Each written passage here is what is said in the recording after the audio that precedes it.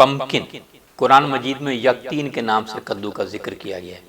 Cooker بیٹا سی کے خاندان میں سے ہے کدو، جس میں میٹھا کدو، حلوہ کدو، پیٹھا کدو، خربوزہ، ککڑی، ارنڈ، توری کدو، دبا یعنی لوکی الگول کدو سب اس خاندان سے ہے۔ نبی صلی اللہ علیہ وآلہ وسلم کدو سے محبت فرماتے تھے۔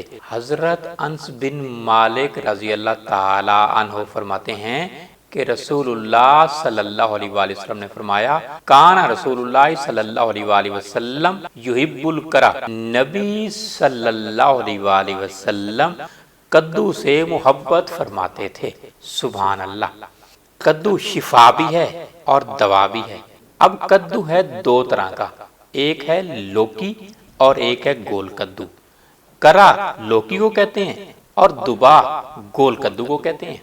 حکیم بن جابر رضی اللہ تعالی عنہ فرماتے ہیں کہ رسول اللہ صلی اللہ علیہ وآلہ وسلم نے فرمایا، دخلت علی النبی صلی اللہ علیہ وآلہ وسلم فرآیت عندہ دباء یقطع فقلت ما ھذا، دخلت علی النبی صلی اللہ علیہ وآلہ وسلم فقلت ما ھذا قال نکسر بہ طعامنا۔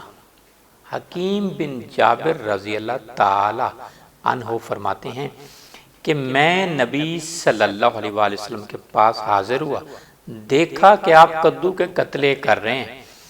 میں نے عرض کیا اس سے کیا بنے گا؟ ارشاد ہوا اس سے سالن میں اضافہ ہوگا۔ حدیث سے یہ ثابت ہوتا ہے کہ کدو جو ہے ہم ہر چیز میں ڈال سکتے ہیں۔ سوکھے گوشت میں تو ایک مرتبہ ایک درزی نے آپ صلی اللہ علیہ وسلم کی دعوت کی، جس میں سوکھا گوشت بھی تھا اور کدو بھی تھے، اور پھر آپ جو ہے جیسے کدو سے محبت کرتے ہیں، آپ کدو کے قتلے تلاش کر رہے تھے۔ سبحان اللہ، سبحان اللہ۔ کدو جو ہے ہم دال مسور میں بھی ڈال سکتے ہیں، گوشت میں ہر قسم کے ڈال سکتے ہیں، ہر سبزی میں ہم کدو کا استعمال کر سکتے ہیں، جس سے نبی صلی اللہ علیہ وآلہ وسلم کی سنت بھی زندہ ہوگی اور اللہ ہمیں ثواب بھی دے گا۔ حضرت انس بن مالک رضی اللہ تعالی عنہ فرماتے ہیں کہ رسول اللہ صلی اللہ علیہ وآلہ وسلم نے فرمایا، الدباء یکسر الدماغ ویزید فی العقل، کدو دماغ کو طاقت دیتا ہے اور عقل کو بڑھاتا ہے۔ اب یہاں عقل کی بات بھی ہے اور دماغ کی بات بھی ہے، یہ بھی آپ کو بتا دوں عقل اور دماغ میں کیا فرق ہے۔ عقل ایک حقیقی چیز ہے اور دماغ مجاز ہے، جیسے دودھ مجاز ہے اور مکھن حقیقت ہے، کپڑا مجاز ہے اور کاٹن حقیقت ہے، گندم مجاز ہے اور آٹا حقیقت ہے، پھول مجاز ہے اور خوشبو حقیقت۔ حضرت عطا ابی رہا رضی اللہ تعالی عنہ فرماتے ہیں کہ رسول اللہ صلی اللہ علیہ وآلہ وسلم نے فرمایا، علیکم بالکرائی فإنہ یزید فی العقل ویکسر فی الدماغ، تمہارے لیے کدو موجود ہے،